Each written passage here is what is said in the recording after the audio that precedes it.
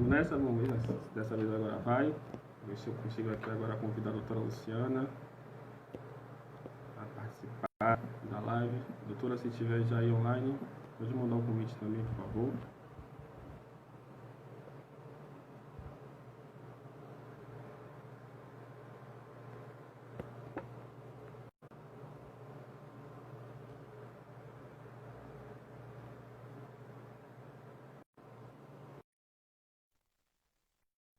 Pronto, já recebi o convite, doutora. Já enviei. Todo mundo me ouvindo? Finalmente, né?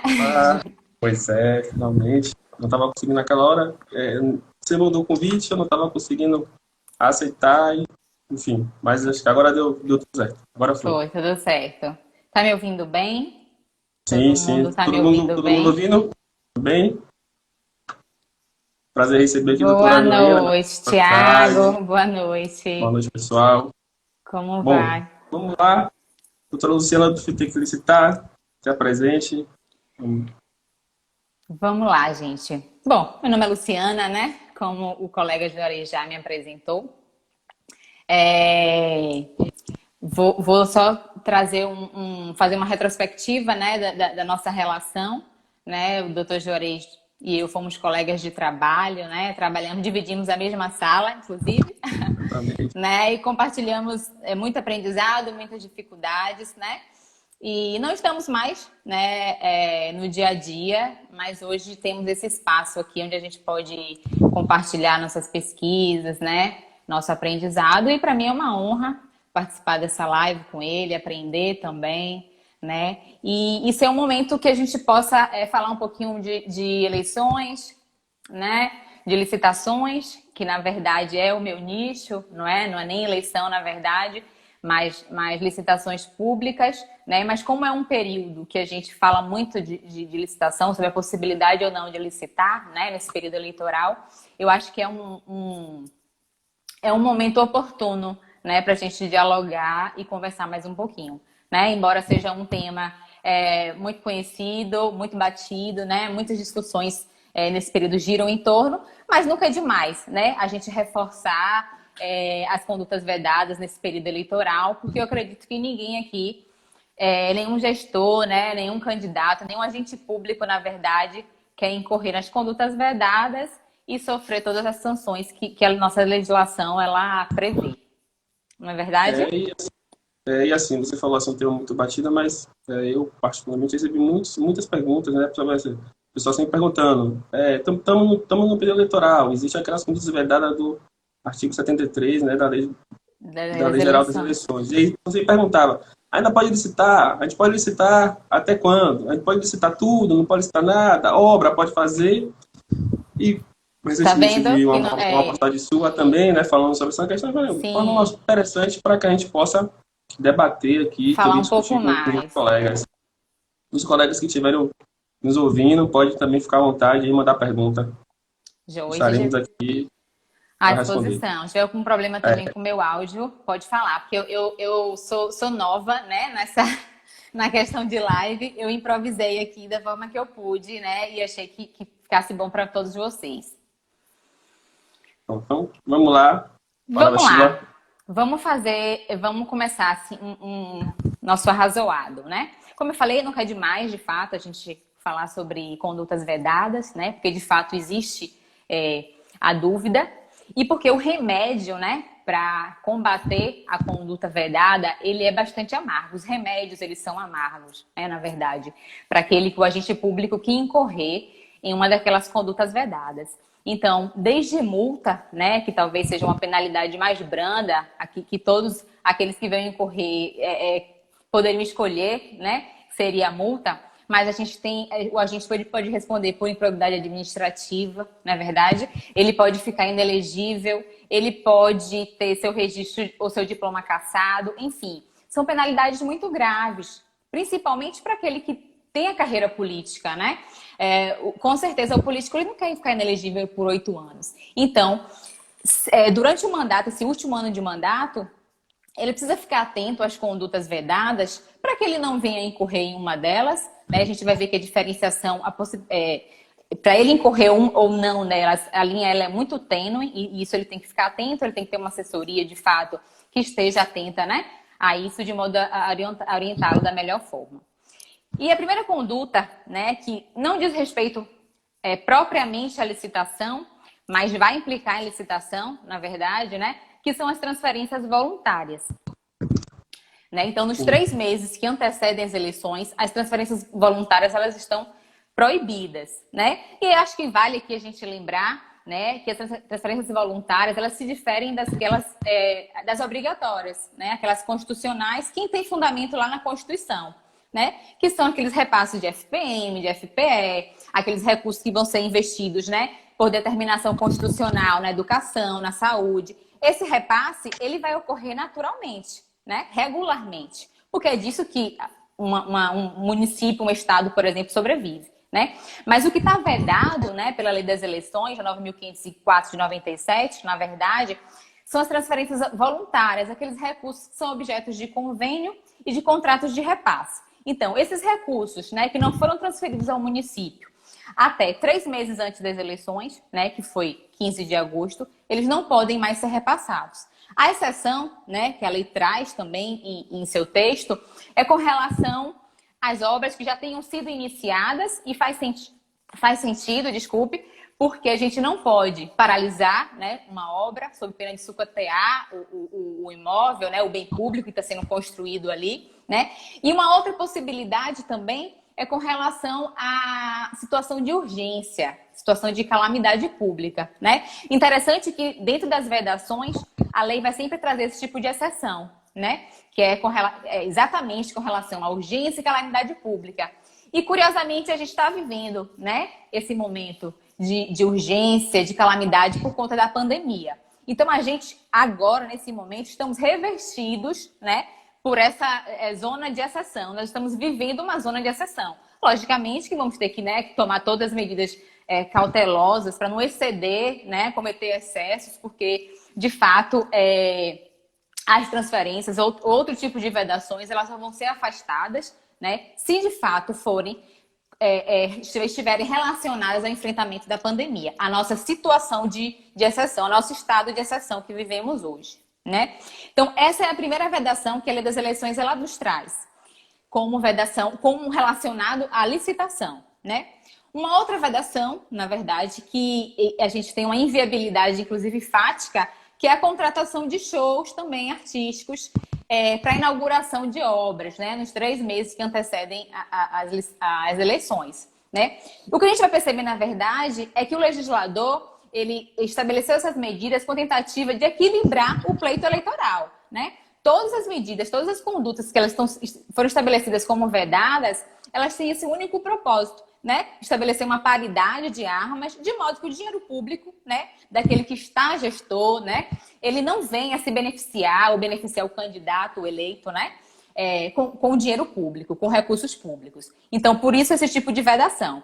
E aí, com relação aos shows artísticos também. Então, nos 3 meses antes, os shows artísticos eles estão proibidos. Claro que aqui, hoje, né, numa situação de pandemia, a gente não ia, certamente...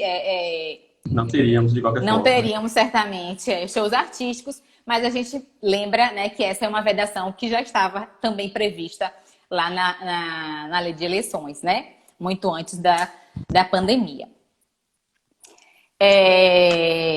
Outra questão, né, na verdade, com relação à licitação pública, também está lá na Lei das Eleições. Que eu tô lendo aqui... eu tô na pergunta do Dr. Cássio aqui, mais à frente tratamos dela. Dr. Cássio é um amigo querido. Operações de crédito é considerado uma transferência voluntária no período eleitoral? Operação de crédito não é considerado não é. transferência voluntária, não. Só eu particularmente entendo que não é. Porque, na verdade, a operação de crédito é um contrato que o município tem com algum agente, com a instituição, né? financeira, a instituição financeira, exatamente. Exato. Só e aí, na verdade, o município, na verdade, a operação de crédito é quando algum ente passa para o município algum recurso, o município, na verdade, vai executar algum tipo de ação e vai prestar conta vai gastar com aquele dinheiro. A operação de crédito, na verdade, é empréstimo, né? O município está pegando empréstimo com algum agente financeiro e É o futuramente ele empréstimo. vai pagar esse empréstimo. Então, Exatamente, é. isso No caso, não é no caso, considerado processamento voluntário. não. Pode, no caso aí pode transferir, fique tranquilo. São os contratos de Não entra, repasse não entra nas exceções que a nas doutora falou exceções. aí. Não. Esse crédito vai entrar aí na conta do município e sem incorrer em conduta vedada. Vamos lá. Uma outra, não proibição, mas uma restrição, na verdade, é com relação à publicidade, né? E engraçado que, assim, a publicidade, seja em que ano for, né?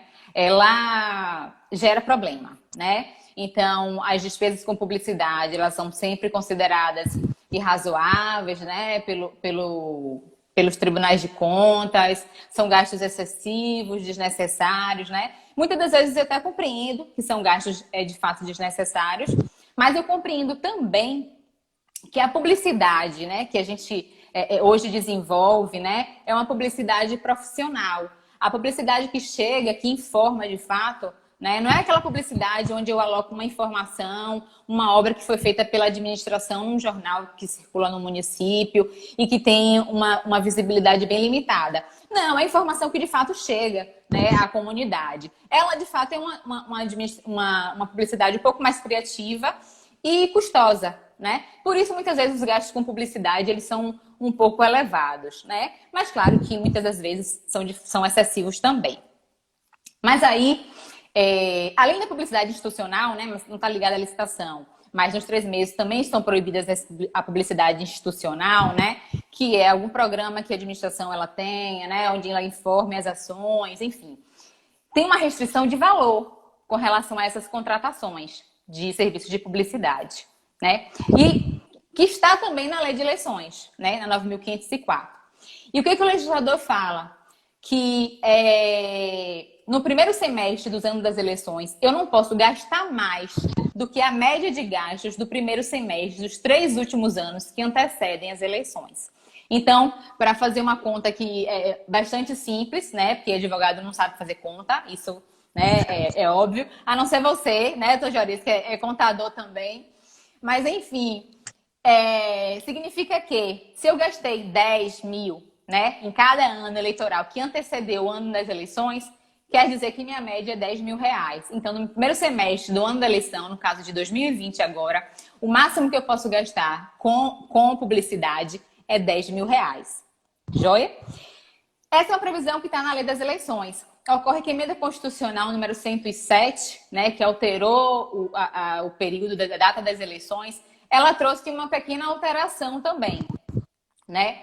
Então, para fins dessa vedação, ela vai me dizer que o cálculo que eu vou utilizar da média de gastos, na verdade, é até 15 de agosto desse ano. Então, as minhas despesas liquidadas, né, que são aquelas despesas que de fato elas já foram, os serviços que eles já foram entregues, né, já foram prestados, eu não posso, até 15 de agosto, eu não posso gastar mais do que a média dos 2 primeiros quadrimestres dos 3 anos que antecedem as eleições. Então, a regra ela é a mesma. Eu só vou mudar, na verdade, o período de análise das despesas. Se antes eu analisava, né, o primeiro semestre, agora eu vou analisar até 15 de agosto, tá? Foi necessário esse tipo de alteração para adequar, na verdade, ao novo período eleitoral, né, a nova data das eleições. Joia?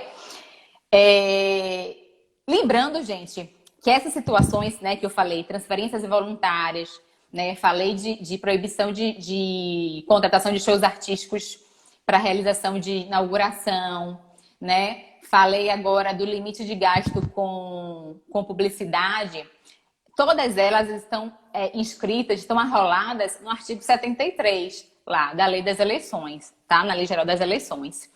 E é importante a gente lembrar, né, eu já falei das sanções inicialmente, né, às quais o agente público ele vai estar sujeito, mas é importante lembrar também que o TSE entende quem incorrer, na verdade, né, uma dessas condutas, né, age com responsabilidade objetiva, né? Isso significa que independe de dolo ou de culpa. Então, para o agente público ele conseguir afastar qualquer uma dessas condutas, ele vai ter um pouco de trabalho, né? Ele não vai poder dizer que foi uma falha, né?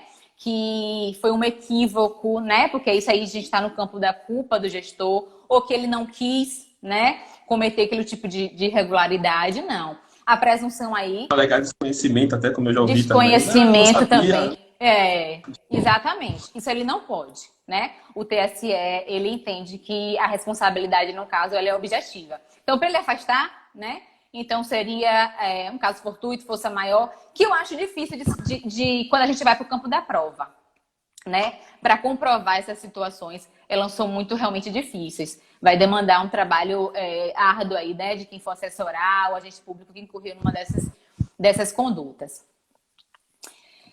Essas são as vedações que estão arroladas, então, lá na lei das eleições. Joia? Mas ainda com relação à licitação, a gente tem uma outra hipótese. Que aí eu acho que você contribui bastante com esse tema também, né? Porque eu acho que é um tema que ele está muito ligado intimamente com a contabilidade. Que, na verdade, é a vedação, né? Que a gente vai encontrar lá na Lei de Responsabilidade Fiscal, né? Na Lei 101 de 2000. Que está relacionado com licitação também. Que é o quê? Né?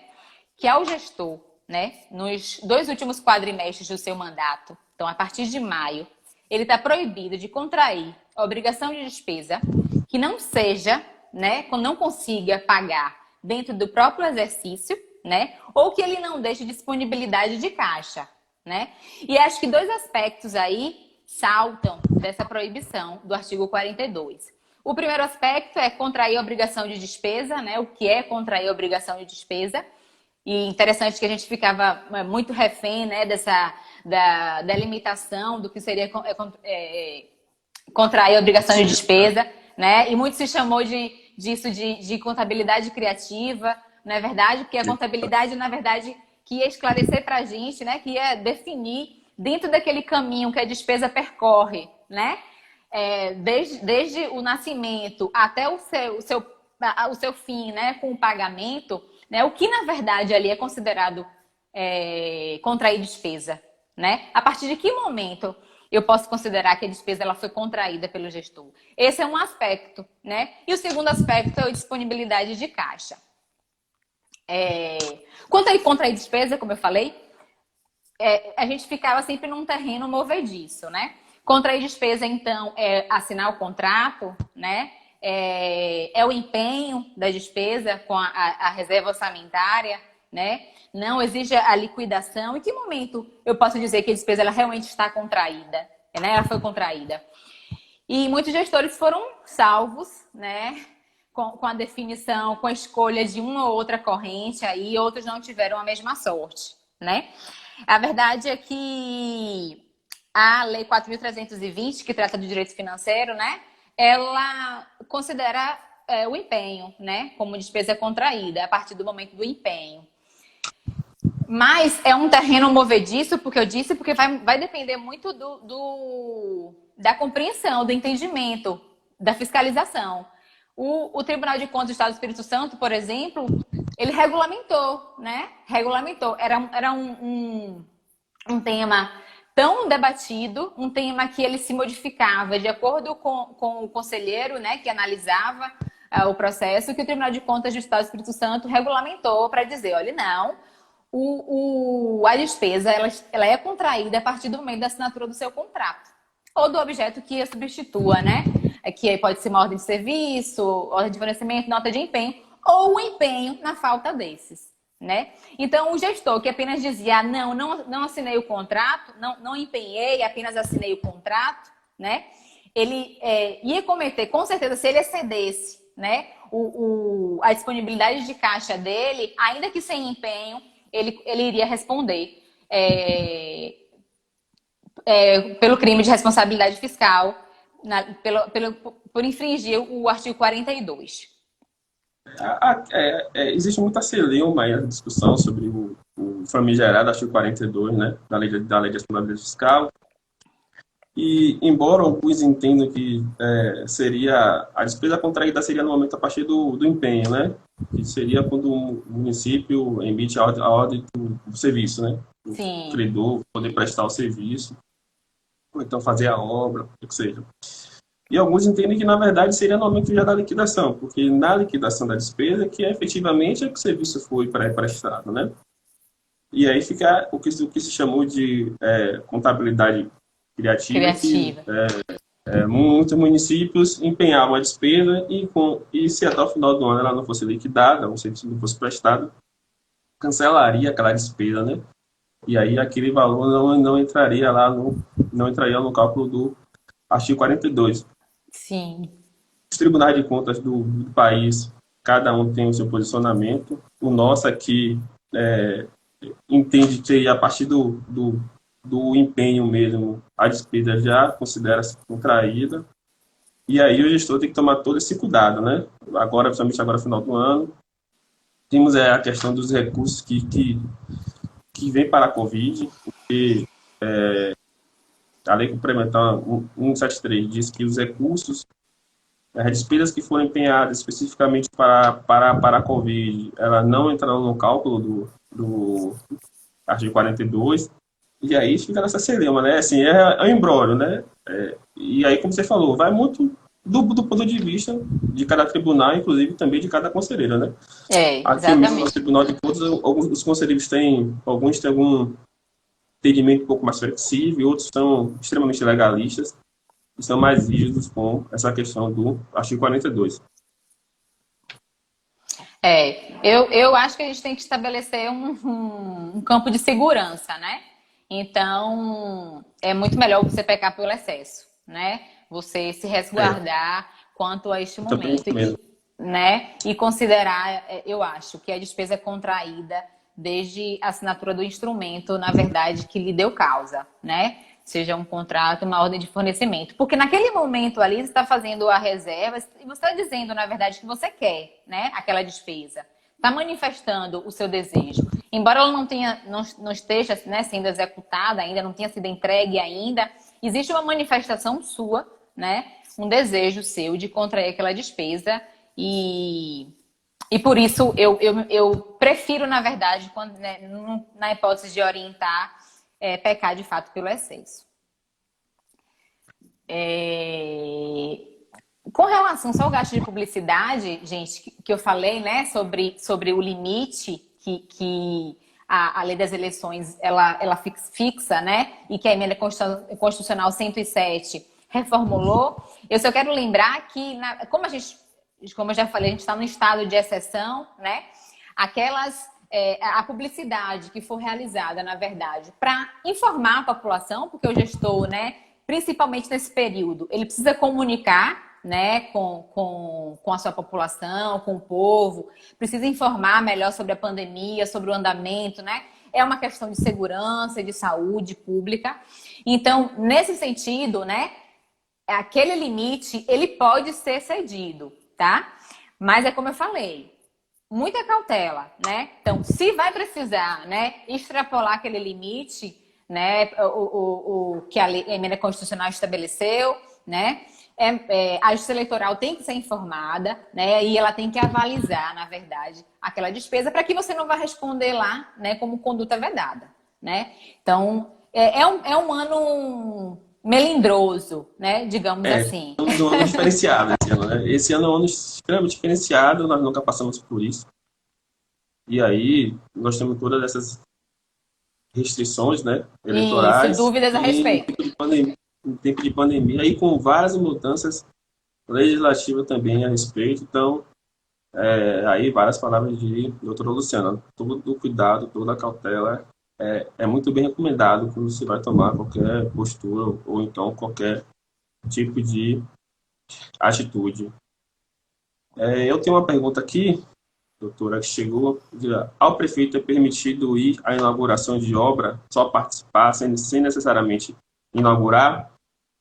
Não. Eu entendo que se ele é candidato, não, né? Eu, Assim, eu, mesmo que ele... eu, eu aconselharia ele não Diga, colocar nem a cara fora de casa nesse dia aí da inauguração. Gente, porque... não sei se você concorda Pode falar. comigo. Jura. Vou fugir até a liturgia aqui, Marco Aurélio que me desculpe, não é verdade, mas eu tive que lhe chamar de Jura, porque, assim, eleição, gente, é uma gincana, né? No final das contas, ela é uma gincana, né? Tem dois lados, três, quatro, mas alguém quer sair vencedor, tá? E a gente vai pegando, né, o outro justamente nesse tipo de comportamento. Então, pode ser que ele vá lá, né? E a própria figura dele, não sei, talvez seja um prefeito tão estigmatizado, né? Que só o fato dele estar na rua, né? Pode criar na população um sentimento de que ele não está lá, não pode inaugurar porque tem uma vedação, né? Mas foi ele que fez, né? E a Justiça Eleitoral pode entender isso como incorrência em conduta vedada. Então, ao meu ver, é mais seguro ele nem aparecer, de fato. Eu também coaduno muito com essa postura. Eu acho melhor não ir. Inclusive, no dia, também recomendo que ele nem saia. Ele fique em casa. Em Ou fique casa. no seu gabinete, caso ele esteja de casa, ele esteja indo trabalhar para a prefeitura. Exatamente. Permaneça A no seu gabinete. oposição tá aí com certeza, né, na expectativa de um registro desse. Sem dúvida Exato. alguma. E até porque, assim, hoje todo mundo tem um celular na mão, né? Então, assim, fazer foto, filmar é muito Não, isso fácil, é né? Então, tranquilo, tranquilo. É reunir provas. pegar, pegar esse registro, né? E aí, possivelmente fazer algum tipo de representação até, quem sabe até impugnar. Eu recomendo também, com toda a cautela, aí, melhor não ir. Não participar, com certeza. Com certeza. Não é o momento, né? Não é o momento de participar agora. É. Vanessa, nossa querida Vanessa, que trabalhou com a gente também, um abraço, está aqui presente. Ah, Vanessa, tudo bom, Ela, Vanessa? assim, Verdade. Tenho saudade, o viu? mais, Saudade de muita gente. o Da, mais da, íntimo da de famosa Vanessinha, Alconta. é, ela fala assim, inauguração de obras via live, pode? Ó, a regra aqui é a mesma, se ele não pode ir presencialmente, via live também não Também pode. não, né? Até porque Assim, a nossa campanha, né? A campanha eleitoral desse ano vai ser via rede social, né? Vai ser. As pessoas praticamente estão toda, né? antenadas aqui, né? Então, o propósito é, de Exatamente. fato, não influenciar no pleito, né? Não tender para nenhum ou outro lado. Então, eu acho que se ele participa da live, ele está influenciando da mesma forma, né? É, Infelizmente, assim, a gente sabe que a obra ela é da gestão, ela não é do prefeito, né? Ele está prefeito momentaneamente. Mas na população ainda existe esse sentimento, né? De que a obra foi feita por fulano, por cicrano, né? E isso pode ter repercussão nas urnas, sim, de forma injusta e de forma ilegal, né? Porque é o dinheiro público que está financiando aquilo ali. tem uma pergunta também aqui de uma querida seguidora, qual é a repercussão da emenda constitucional 107, né, nas eleições de 2020? Bom, a emenda 107 não alterou os prazos, né? É, Permitiu que a eleição fosse realizada agora no dia 15 de novembro para o primeiro novembro. turno e 29 de novembro para o segundo, e alterou também os prazos de convenção partidária, registro, início, início da propaganda. Se pega um pouco vaga, assim, qual é a repercussão? Alterou esses prazos devido à pandemia, assim, Alteraram os prazos. seria inviável fazer. Na verdade, também, como é que eu disse? Como é que eu posso dizer? Veio esclarecer quantas para aqueles prazos que já tinham transcorrido, né? Veio Exato. dizer quem ficou esperando, na verdade, a justiça definir, né? O poder, na verdade, o Congresso definir, né? Qual era o prazo, se ia estender ou se não era de estender, né? E não cumpriu a tempo os prazos que já estavam se esvaindo, né? Acabou realmente vendo o bonde Perdendo aquele passar. prazo.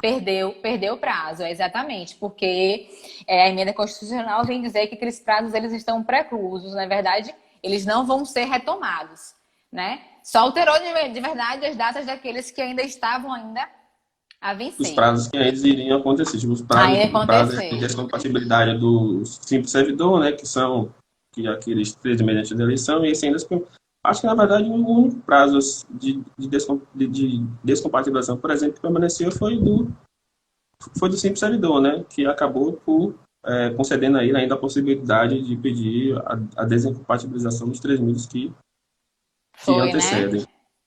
normais, os outros prazos já de descompatibilização. Quem não solicitou antes, A tempo, né? perdeu o Ficou prazo, aguardando a definição, né? e aí É, perdeu seu prazo. Já foi, como perdeu, diz aqui na é. Bahia, já Deixa, foi. deixa para próxima.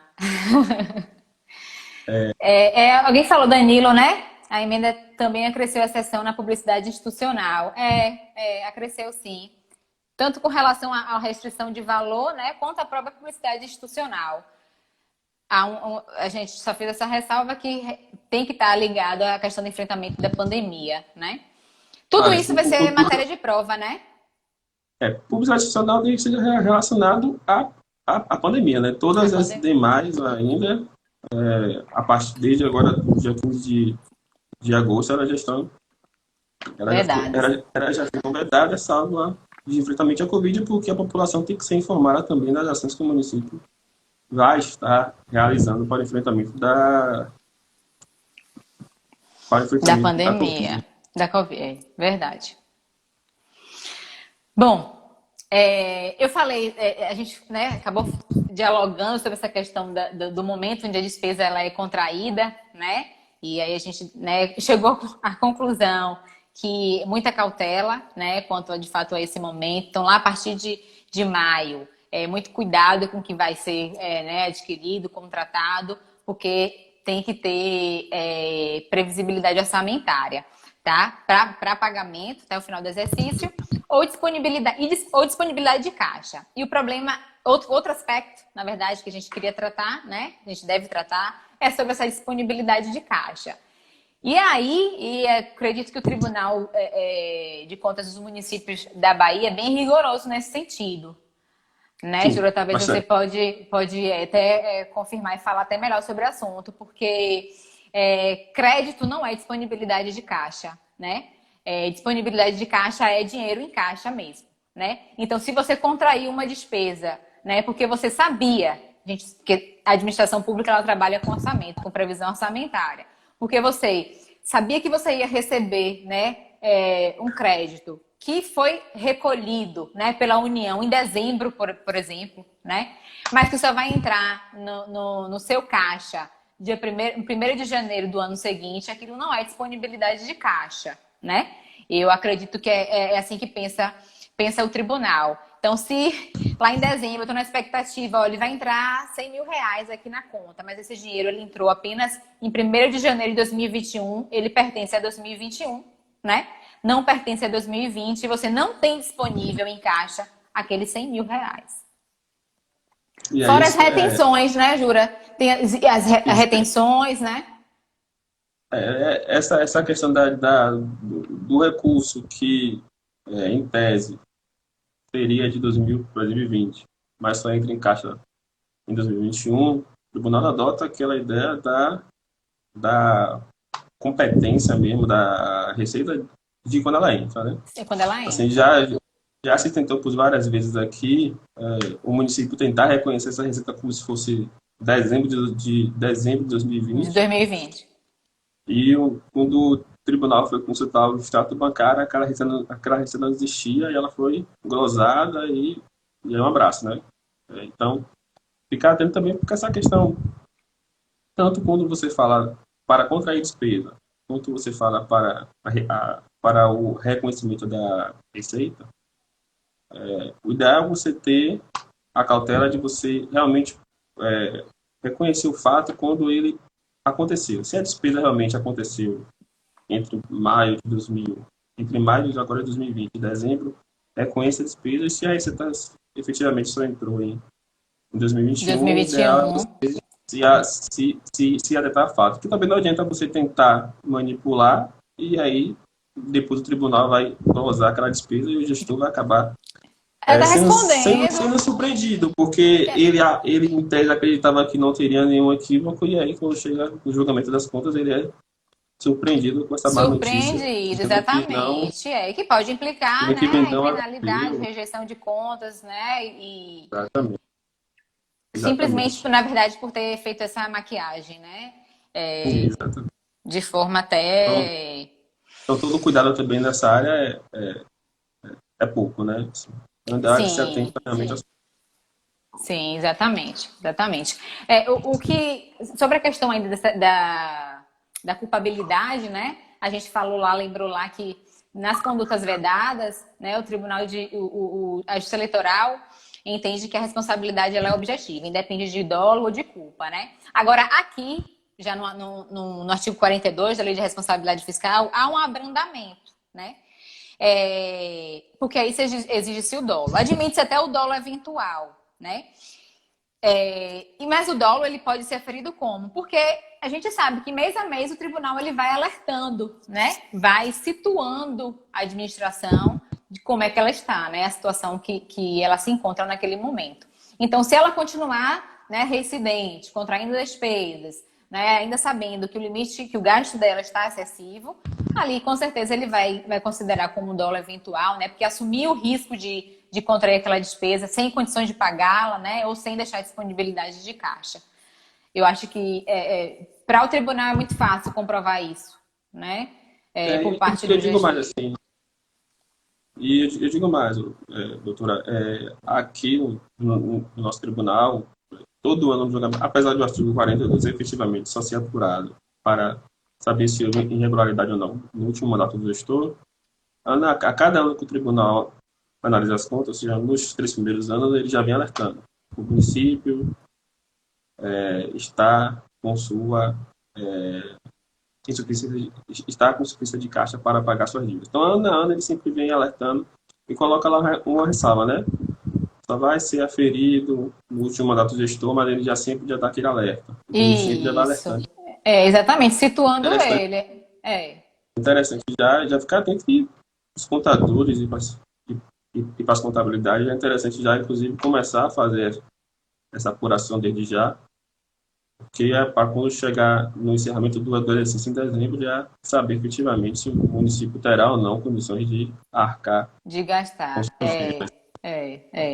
Com certeza. Não, a gente sabe que a previsão, né, do artigo 42, ela é especialmente para o último ano de mandato, sim, mas o equilíbrio das contas, né, ele tem que ser no todo o mandato, né?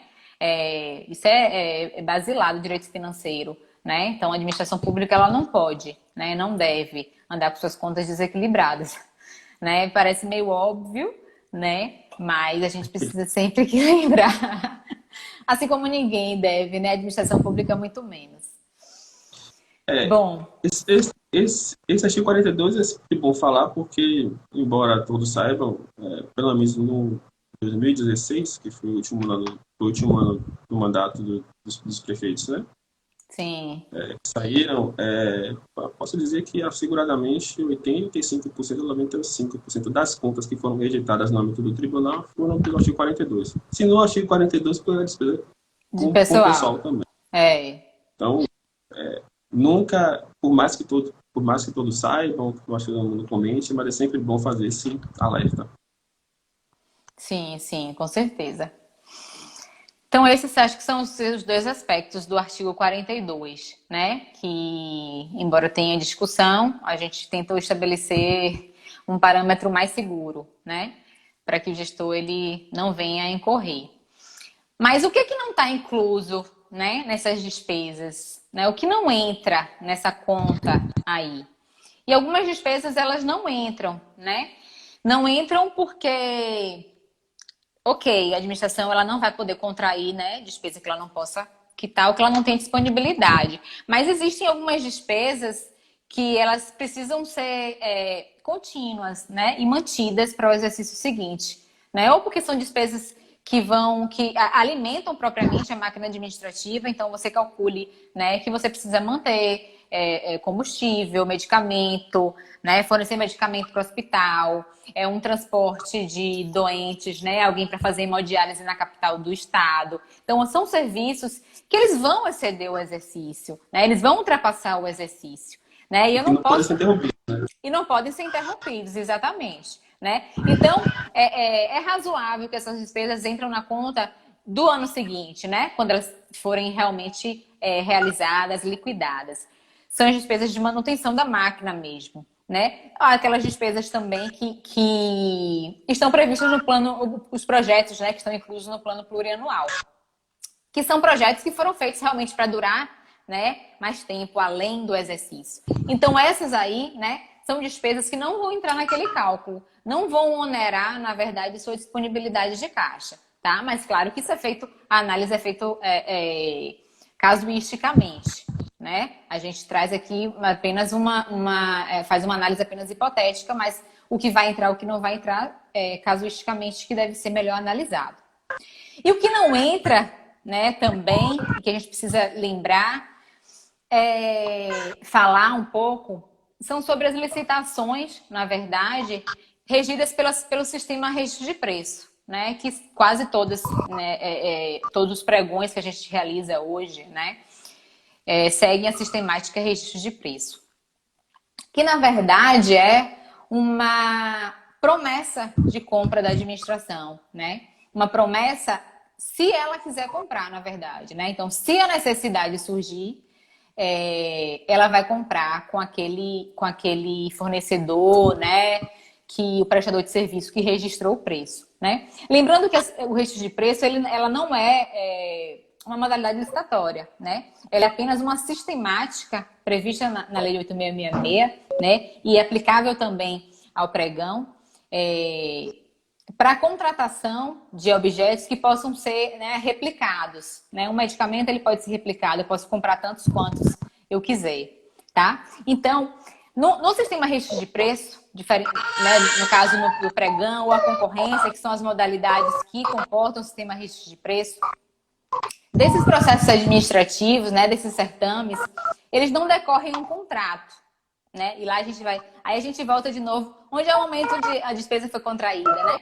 Então, do pregão, por exemplo, que eu realizo um pregão sobre a sistemática de registro de preço, daquele pregão vai decorrer uma ata de registro de preço e não um contrato. E são figuras completamente distintas, né? Embora algumas inspetorias volta e meia nos notifique, Cássio tá aqui, com certeza já respondeu inúmeras notificações, onde a inspetoria pediu, né, a indicação orçamentária na ata de registro de preço, né, mas isso é incabível, né, porque a sistemática do registro de preço, né, o propósito dele é justamente você não engessar o orçamento, né, você deixar o orçamento fluido. A gente realiza o pregão e vai empenhando de acordo com a necessidade. Não reserva totalmente, né, aquele valor que a gente licitou. Mas volta e meia a gente recebe notificação nesse sentido. Então, como no sistema registro de preço, ele vai dar origem a uma ata de registro de preço e não a um contrato, então naquele momento ainda não existe nenhuma despesa contraída, né? Existe uma ata que está vigente, possivelmente vigente durante 12 meses, né? E aí é uma obrigação do fornecedor de vender para a administração naquele prazo de 12 meses, naquele preço que ele registrou, né? E a administração, se ela tiver a necessidade, né, ela vai adquirir aqueles bens daquele fornecedor. A despesa, nesse momento aí, ela só passa a ser contraída no registro de preço quando ela, de fato, quando a gente for expedir o contrato, né? Se for contrato ou se fosse uma simples ordem de serviço, uma ordem de fornecimento. Aí sim, eu fiz uma reserva orçamentária, eu disse que, de fato, eu quero comprar, eu necessito daquele produto. Aí, essa despesa, ela pode sim implicar na minha disponibilidade de caixa. Mas a minha ata de registro de preço, não. Eu acredito que o tribunal não faça esse tipo de cômputo, né? Até porque... Hoje não, peraí, inclusive hoje não, mas assim, até a última vez que eu li não, né? A gente nunca sabe o que vem por aí. Mas você está certo, o que a gente pega de notificação da inspetoria depois do sistema de registro de preço, depois de feito tudo, a inspetoria pede o contrato. Você vai explicar, não, a gente não contratou ainda, né? Ainda, uma ata aqui, todo mundo disse que quer. Os fornecedores dizem que topam fornecer o serviço, o produto naquele valor, a gente diz que topa contratar, mas evidentemente não contratamos ainda, né? Isso vai ser um contrato, vai ser feito depois, futuramente, a partir do momento que surgir a necessidade. Eu já vi, aqui no Tribunal de Contas Municipal, por exemplo, um inspetor que fez uma ata de preço para combustível, se não me engano, e a ata deu entre os combustíveis que serão no prazo, né? Gasolina, diesel, álcool, a ata deu 2 milhões, né, por ano. O município efetivamente só contratou 400 e poucos mil reais, mas o inspetor disse que a licitação era 2 milhões e 2 que milhões. a irregularidade era de 2 milhões. Aí você vai tentar explicar, justificar dessa forma. Não tem sentido. Não tem sentido porque se fosse de 2 milhões, eu teria feito um pregão comum, né? Não teria utilizado a sistemática registro de preço, que é justamente para isso, deixar o seu orçamento mais fluido, né? Eu não tenho por que engessar 2 milhões, né? Com uma despesa que eu não sei se eu vou consumir, né? Porque assim, muito embora, eu acho que aí nesse sentido, o Tribunal de Contas, pelo menos dos municípios do estado da Bahia, ele é maleável com relação ao consumo do contrato, porque se eu realizei um contrato, né, em tese, né, a rigor, na verdade, eu teria que consumir todo aquele valor, tá? Nasce para o fornecedor, né, para o contratado, o direito, na verdade, ao fornecimento de todo aquele produto, né? Então, eu não faria isso, né, se eu não tivesse certeza do quanto eu quero contratar, eu quero adquirir. Então, é sempre mais vantajoso para a administração e mais seguro o registro de preço, né? Porque a gente trabalha numa base estimativa, né? Eu posso gastar até tanto, mas seguramente posso não gastar, né? Posso não gastar nem metade. Então, qual é o sentido, né, de eu fazer um contrato de 2 milhões, uma reserva orçamentária de 2 milhões, se eu não vou utilizar? Né? Engessei completamente, desnecessariamente meu orçamento, inviabilizei inúmeras outras ações, não é verdade? Por uma imprecisão aí com relação ao instrumento contratual, ao instrumento que eu poderia utilizar, se o contrato ou se o registro de preço. Porque se no registro de preço decorre uma ata, no pregão comum decorre um contrato, né? Decorre a minha obrigação, na verdade, de despesa. Mas eu acho que aí o tribunal, ele como eu falei, ele é um pouco mais tranquilo nesse sentido, porque nem sempre o meu contrato é consumido integralmente, né?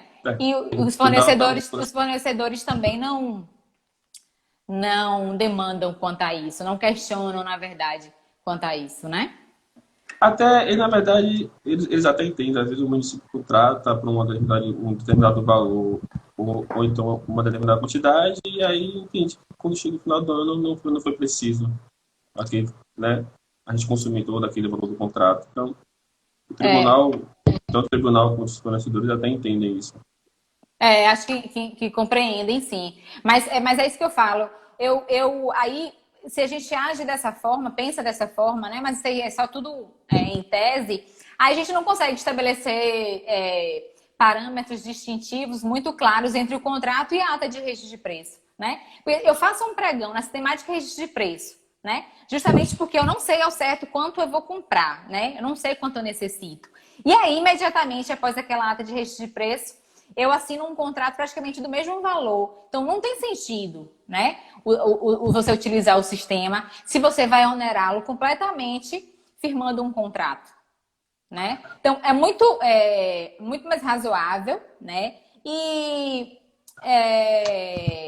eu acho que muito mais próprio da sistemática do registro de preço a emissão de pequenas ordens de fornecimento de serviço de contrato de prazo curto, né? Eu acho que é o que mais se aproxima assim, do propósito, de fato, do sistema de registro de preço.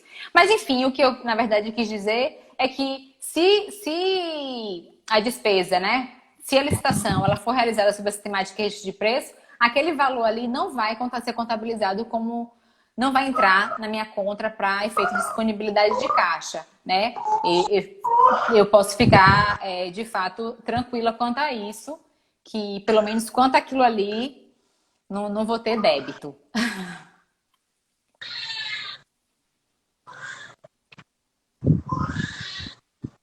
Tem algum questionamento aí? A de preço está na estimativa das quantidades que seriam adquiridas, pois, por estar aqui em registro de preço, falta planejamento, terminam sempre estourando. Ah, sim. Cássio falou, e de fato é um problema que a gente enfrenta. A gente, na verdade, no caso, não deveria estar enfrentando mais agora, né? Por exemplo, no último ano de gestão que a gente está enfrentando, né? Porque quando a gestão apesar de que existe um passado, né? A ser analisado, a ser investigado, e às vezes a gente esquece que a gente tem essa possibilidade. Mas o que eu quero dizer, na verdade, é que a administração ela sempre consumiu, né? Todos aqueles serviços e objetos que a gente está contratando. Né? Já consumiu medicamentos, já consumiu material penso. Então, a gente, na verdade, deveria olhar, né, para a história e captar aquelas informações e fazer uma licitação mais ou menos dentro da estimativa. Né? Mas a verdade é que a gente nunca consegue. Né? Cássio certamente sofreu isso de fazer licitações de milhões quando o consumo era ínfimo. Né? Até para o tribunal, né, ele reconhece isso como uma falta de planejamento, né? Se eu não me engano, não me recordo que ano, mas o município de Camamu, né, teve não sei se foi termo de ocorrência, não sei se foi no julgamento das contas, mas foi exatamente uma análise nesse sentido, né? Que ainda que fosse uma mera estimativa, a administração ela tinha que ter um mínimo de planejamento, né? Ciência, na verdade, do que tá. Eu sei como é.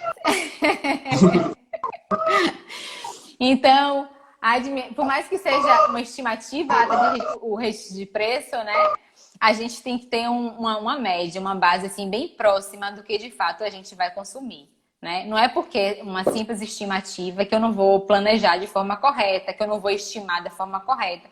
Porque existem cálculos mais aproximados, né? Seja com base na gestão passada, né? O que consumiu, quanto consumiu, o que faltou, né? Quando faltou. Mas a verdade é que falta, quando a gente precisa disso, falta quem faça, né? Esse tipo de estimativa. Por isso que a gente sempre fica divagando. E o Cássio aí, o pobre do Cássio e outros Cássios, com certeza que tem aí espalhados, sofrem com esse tipo de estimativa falha. A gente como assessoria, tanto nós como assessoria, como o próprio departamento de licitações, quando chega a solicitação, a gente se pergunta, né? Mas vai ser quanto? A secretária, ele, na verdade, ele não faz a estimativa dos últimos anos, né? Eles chutam, né? Vai ser tanto, né? E aí, acho que o que o tribunal cobra é justamente isso, né? Essa falta desse planejamento das próprias os próprios órgãos fazerem, né? Não, se nos últimos... Vamos pegar a média dos últimos 3 anos, né? Se nos últimos 3 anos a gente gastou tanto, então para esse ano a gente vai gastar tanto e a gente coloca aí, quem sabe mais 5% ou mais 10% do valor, né? Sim, um pouquinho a mais. Geralmente o que acontece é que o pessoal chuta mesmo. Não, né? Às vezes é 100% a mais do que a gente da demanda. É porque, na verdade, sempre vem a velha história. Não, é melhor colocar mais do que faltar. Mas aí você também não falou tanto a mais assim, porque acaba que o tribunal acaba notificando o gestor e quem é penalizado, via de regra, quase sempre, é o prefeito. Que na maioria das vezes não tem culpa ou não sabia do que estava acontecendo. É verdade, é verdade. Mas a gente tem que lembrar também que dentro da administração existem outros ordenadores de despesa, né? Que podem vir a ser responsabilizados também. Né? Porque o planejamento... porque eu disse, geralmente, o prefeito o que impede o tribunal agora está separando aí conta de gestão e conta de governo, o nosso tribunal aqui. Mas, via de regra, geralmente a culpa sempre cai em cima do prefeito. Sim. Mas o que você falou é correto, né? Existem outros ordenadores de despesas que também podem ser responsabilizados. Inclusive, a tribunais recentemente peguei uma decisão do Tribunal de Contas, pesquisando um assunto, peguei uma decisão do Tribunal de Contas de Minas Gerais que estão penalizando desde o ano passado, desde 2018, o próprio Agüero. Em alguns pregões que foram realizados, eles não penalizaram o prefeito e foram penalizar o pregoeiro por alguma irregularidade ou equívoco que teve lá no edital. Sim, Minas, que é bem próximo, já está fazendo isso. O tribunal daqui segue uma jurisprudência de Minas Gerais muito forte também. Também, acredito, né? Logo isso possa começar a acontecer aqui. A chegar aqui. É um tema que a gente pode, inclusive, até conversar, né? Uma outra oportunidade. Mas é sobre a Sim. responsabilização dos pregoeiros, né?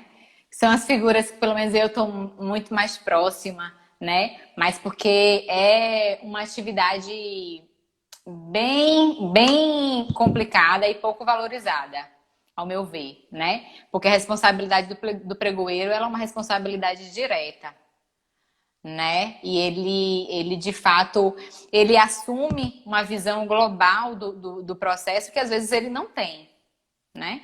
Como, por exemplo, adjudicar, né? E a gente está falando já em outra temática aqui, mas adjudicar objetos, na verdade, né? Com valores que ele de fato não sabe se a cotação ela foi feita de forma correta ou não, né? Mas para um outro momento, esse assunto. Mas é Na verdade, isso. quando falamos sobre administração pública, né, de modo geral, licitação, contratos, sempre temas sempre vão Vão surgindo para que a gente puxando, fazer e um vão puxando, debate, né? né? Uma É porque coisa não são vai temas puxando a isolados. outra. Não, não, de modo algum. Eles vão realmente se casando e linkando. Temos mais Pronto, mais alguma perguntas? coisa? Deixa eu ver. Não, Não, por enquanto eu não. fiz pequenas anotações aqui, mas sobre as condutas vedadas, né, nesse período eleitoral, né? Claro que relacionada à licitação, gente, porque existem inúmeras outras, né, condutas que são vedadas aos gestores, mas que elas não guardavam relação com licitação, eu, eu não abordei aqui, né? Mas com certeza quem tiver tempo, interesse sobre o tema, vai só lá a partir do artigo 73 da Lei das Eleições, que vocês vão encontrar, né, quais são todas as condutas que o gestor, né, o seu gestor aí da sua cidade, do seu município, não só o gestor, né, o agente público, na verdade, está vedado a incorrer. E agente público a gente deve considerar, né, todo aquele que exerce de alguma forma, seja permanente ou de forma transitória, algum cargo público. Então, ele pode incorrer em conduta vedada também, responder por improvidade administrativa, né? Por exemplo. Então, cuidado, não é só o prefeito, não. Claro que em anos de eleição ele é a figura Mais visada, né? Digamos assim. mais visada, exatamente. Mas inúmeros outros atores, eles podem incorrer também em conduta vedada e precisam estar atentos, né, às suas ações. Era, de fato, Mas acho que está ótimo, até porque o Instagram me apontou já aqui te apontou que que seu tempo temos. está curto. É, nosso tempo está acabando.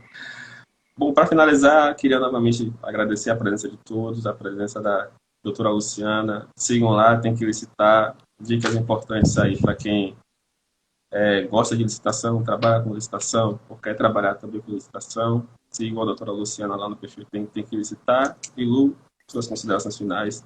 Fique à Eu quero vontade. agradecer, eu queria agradecer o convite, foi ótimo, né? Nossa noite, esse bate-papo aqui. Queria agradecer também, né, a audiência de todos, pessoas aqui que eu conheço, que eu convivi, Yara, minha amiga, irmã, Emílio, que eu tô vendo aqui também, Cássio, meu amigo, que eu já falei, tem a Vanessa, né, já falei, muita gente aqui do meu convívio de trabalho, amigos que vieram também me prestigiar, né? Eu queria agradecer, né? Eu não consegui ler muitas coisas aqui, porque de fato, eu ia me desconcentrar, tá? Mas eu queria agradecer, né, a presença de todos. Espero que eu tenha elucidado, né, algum tipo de dúvida, se é que ela exista, que ela existia. E se, né, permanecer ainda algo mais, se existir algum tipo de contribuição, quem quiser, pode acessar lá o perfil, né, um perfil novo que eu criei para compartilhar mesmo, né, as pesquisas que a gente faz durante nessa rotina de trabalho, né, e partilhar e também obter, né, informações a respeito do tema, a gente crescer um pouco mais. Enfim, é um perfil novo, mas quem quiser pode dar uma olhada lá e se quiser pode a gente